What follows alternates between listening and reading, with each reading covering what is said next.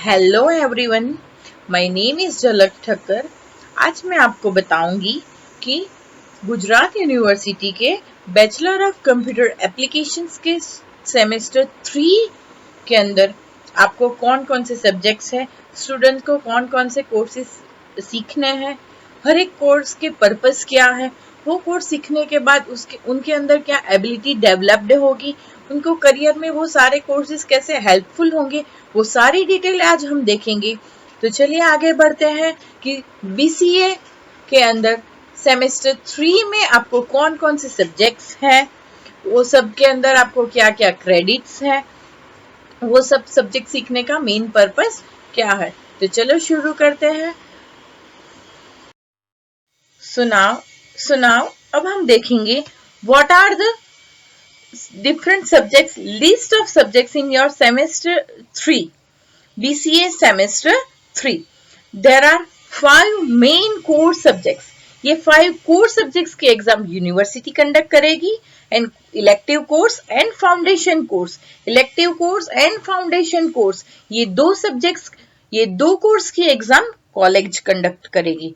5 main course के अंदर first है computer organisation, second one is a data structure, third one is object oriented concept and programming, fundamentals of operating system and statistical methods. Next is elective course. Elective course के अंदर university ने आपके syllabus के अंदर 5 different courses define किए हैं जिसमें से आपको एक सिलेक्ट करना है। सेम फाउंडेशन कोर्स के अंदर भी लिस्ट ऑफ सब्जेक्ट्स उन्होंने स्पेसिफाई कर दिए हैं जिसमें से आपको पर्टिकुलर एक कोर्स सिलेक्ट करके उसकी एग्जाम कंडक्ट करनी है, एग्जाम देनी है। First subject is computer organisation. ये सब्जेक्ट का मेन एम क्या है?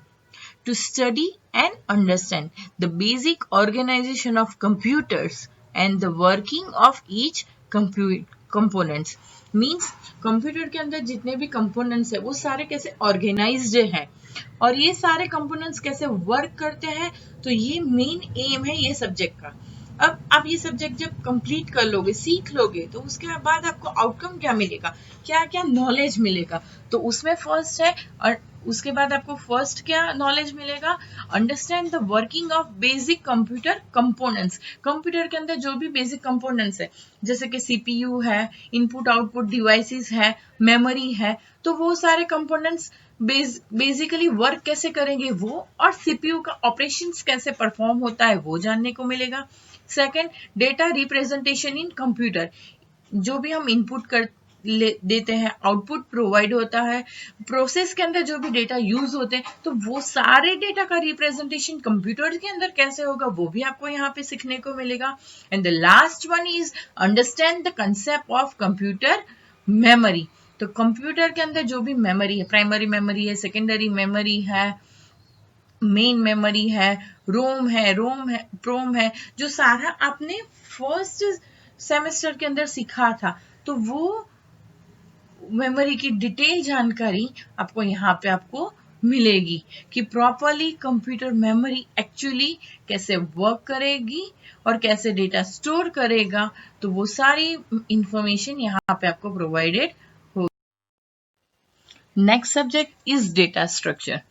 Okay, data structure means data को कैसे स्ट्रक्चर करना है, कैसे स्टोर करना है, और वो डेटा के लिए कौन कौन से स्ट्रक्चर्स अवेलेबल है वो ये सब्जेक्ट्स में हमें सीखना है।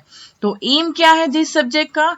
This course introduce students to get detail knowledge of basic data structure. कौन कौन से बेसिक डेटा स्ट्रक्चर्स अवेलेबल है, वो सारे डेटा स्ट्रक्चर का रिप्रेजेंटेशन क्या है, बिल्डिंग मीन्स बिल्ड कैसे करना है, वो डेटा स्ट्रक्चर को यूज कैसे करना है, और रियल वर्ल्ड एप्लीकेशंस में उसको अप्लाई कैसे करना है। तो ये डेटा स्ट्रक्चर सब्जेक्ट का मेन एम है। बराबर, अभी आप लोगों ने फर्स्ट एंड सेकेंड सेमेस्टर के अंदर सी लैंग्वेज को यूज किया है, सी लैंग्वेज सीखा है, जिसके अंदर आपने बेसिक सी का स्ट्रक्चर सीखा है। मीन्स नॉर्मल प्रोग्राम्स हम कैसे बनाते हैं जिसके अंदर सारे वेरिएबल्स क्या है, फंक्शन क्या है, लूप क्या है, वो सब आप लोगों ने सीखा। फिर आगे जाके क्या सीखा, फंक्शन सीखा, स्ट्रक्चर सीखा, यूनियन सीखा, पॉइंटर सीखा, यूजर डिफाइंड फंक्शंस कैसे बनाते हैं वो सारी एप्लीकेशन सीखी। एडवांस के अंदर आपने क्या सीखा, लिंक लिस्ट, पॉइंटर, ये सारे कंसेप्ट आप लोगों ने सीखे। अभी वो सारे कंसेप्ट को यूज करके डेटा स्ट्रक्चर सब्जेक्ट में आपको क्या करना है कि डिफरेंट डेटा स्ट्रक्चर कौन कौन से अवेलेबल है और वो डेटा स्ट्रक्चर को आपको क्या करना है, पहले तो स्टडी करना है, बराबर। तो ये सब्जेक्ट में आपको क्या सीखना है कि एरे, लिंक लिस्ट, फिर क्या सीखना है, व्हाट, अभी एरे और लिंक लिस्ट क्या है, डेटा को स्टोर करने की डिफरेंट मेथड्स है, बराबर। एरे में क्या होगा, सीक्वेंशियली डेटा स्टोर होगा और लिंक लिस्ट में यूजिंग पॉइंटर हम डेटा को लिंक करके डेटा स्टोर करेंगे। फिर हमें सीखना है सर्चिंग, डेटा को सर्च करने की टेक्निक्स, सॉर्ट करने की टेक्निक। फिर स्टैक एंड क्यू, वो भी क्या है, डेटा को स्टोर करने की टेक्निक्स है, ये दोनों भी डिफरेंट डेटा स्ट्रक्चर्स है। Next is a tree and types of tree, ये भी क्या है कि ट्री फॉर्म में आपको डेटा कैसे स्टोर करना है, वो ये टाइप का डेटा स्ट्रक्चर भी आपको सीखने को मिलेगा। एंड लास्ट डेटा स्ट्रक्चर जो आपको सीखना है वो क्या है, ग्राफ। अभी ये सब्जेक्ट सीखने के बाद स्टूडेंट्स के अंदर क्या एबिलिटी डेवलप्ड होगी, स्टूडेंट क्या करने के लिए एबल होंगे। तो first one is the students is able to understand the concept, role and importance of data. Data का मेन रोल क्या है रियल वर्ल्ड एप्लीकेशन में, वो स्टूडेंट को यहाँ पे आइडेंटिफाइड होगा। अभी आप कोई भी एप्लीकेशन सिलेक्ट कर लो, हर एक एप्लीकेशन के अंदर रियल वर्ल्ड में डेटा बहुत इंपॉर्टेंट है और डेटा को कैसे स्टोर करना, को पर्टिकुलर डेटा की टाइप के अकॉर्डिंग उसका स्ट्रक्चर सिलेक्ट करना, वो एक मेजर एक्टिविटी है सॉफ्टवेयर डेवलपमेंट के अंदर। Second is to recognize the use of data structure of real application. Real world application के अंदर ये सारे जो डिफरेंट डेटा स्ट्रक्चर्स अवेलेबल है उसमें से आपको कौन सा सिलेक्ट करना, कौन सा रिकॉग्नाइज करना, वो भी आपको आप आइडेंटिफाइड कर पाओगे। Next, to identify the key difference between various data structure, सारे अलग अलग डेटा स्ट्रक्चर के अंदर डिफरेंसेस क्या है।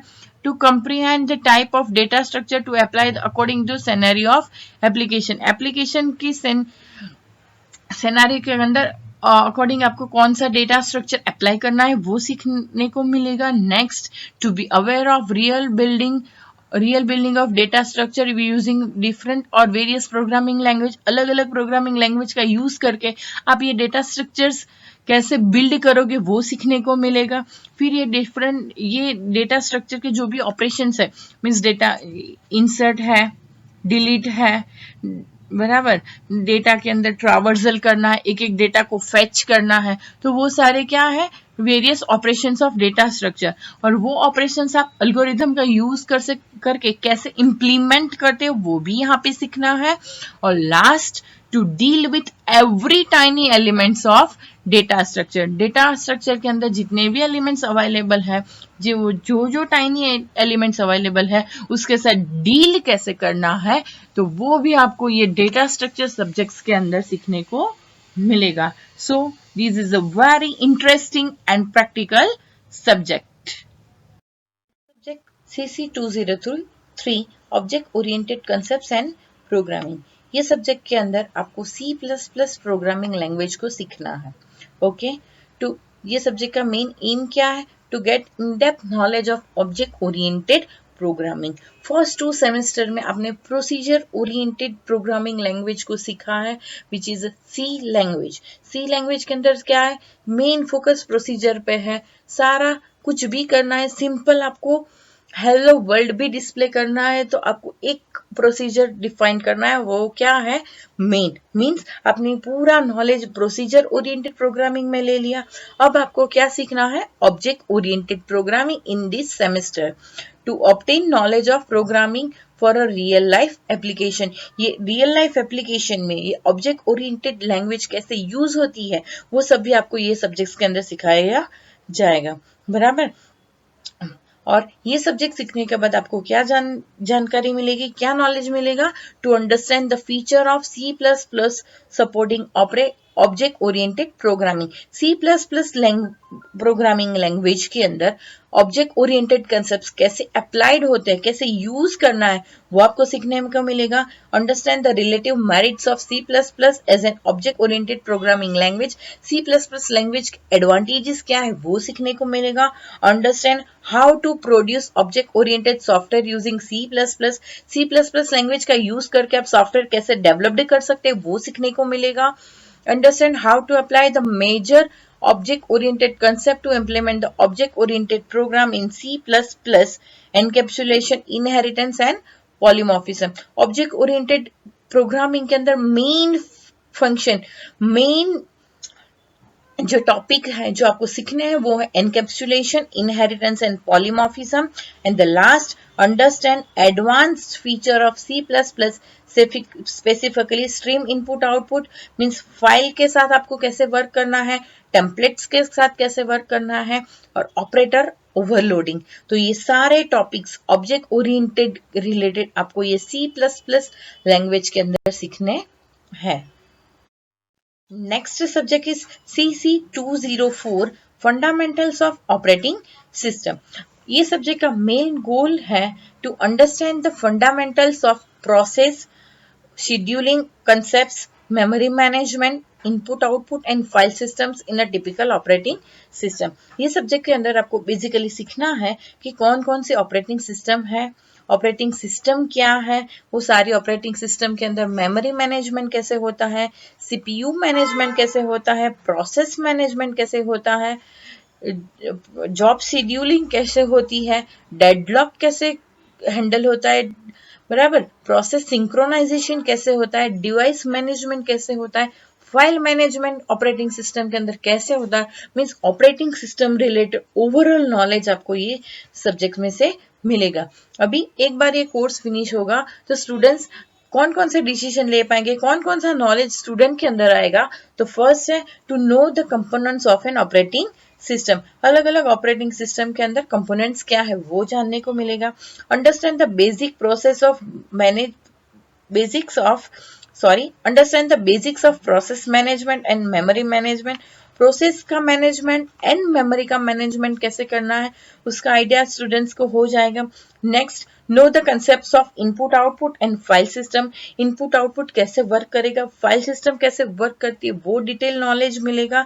And the last one is the provide information about the functions and the role of each component of the operating system. Operating system के अंदर हर एक कंपोनेंट का वर्क क्या है, फंक्शंस क्या है और रोल क्या है, और वो सारे कंपोनेंट्स क्या है, बेसिकली वो सारा आपको ये फंडामेंटल्स ऑफ ऑपरेटिंग सिस्टम के अंदर जानने को मिलेगा।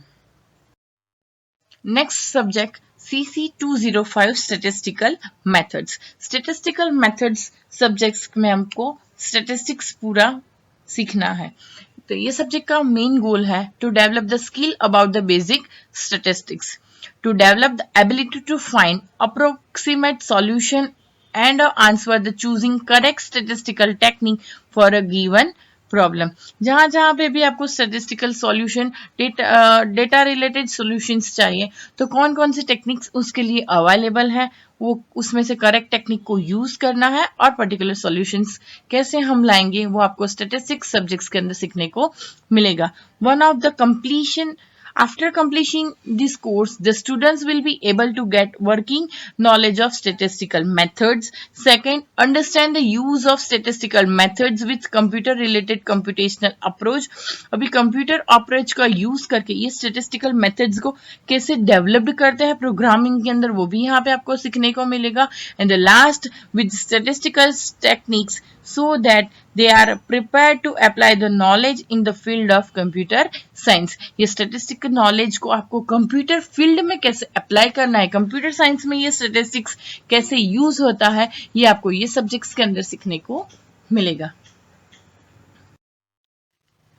Second last subject is elective course EC201।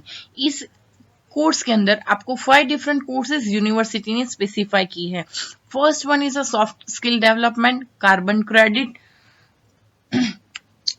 Credit, learning from great learning from great Indian thinkers, introduction to Indian constitution, digital marketing. तो ये 5 सब्जेक्ट्स में से आपको कोई एक सब्जेक्ट सिलेक्ट करना है और वो सब्जेक्ट की एग्जाम के लिए आपको प्रिपरेशन करना है। ये सब्जेक्ट्स कौन सा सिलेक्ट करना है वो सारी डिटेल्स आपको कॉलेज में आपके प्रोफेसर्स आपको गाइड करेंगे।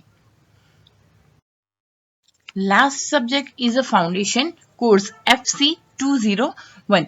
FC 201 के अंदर यूनिवर्सिटी ने 3 सब्जेक्ट्स स्पेसिफाई किए हैं, principles of management, mass communication and cyber law. ये 3 सब्जेक्ट्स में से किसी एक सब्जेक्ट को आपको सिलेक्ट करना है। ये सब्जेक्ट्स में भी आपको सिलेक्ट करने के लिए आपके कॉलेज प्रोफेसर आपको गाइड करेंगे और कोई एक सब्जेक्ट को सिलेक्ट करना है ये 3 में से और उसके रिलेटेड आपको एग्जाम पास करना है। Thank you.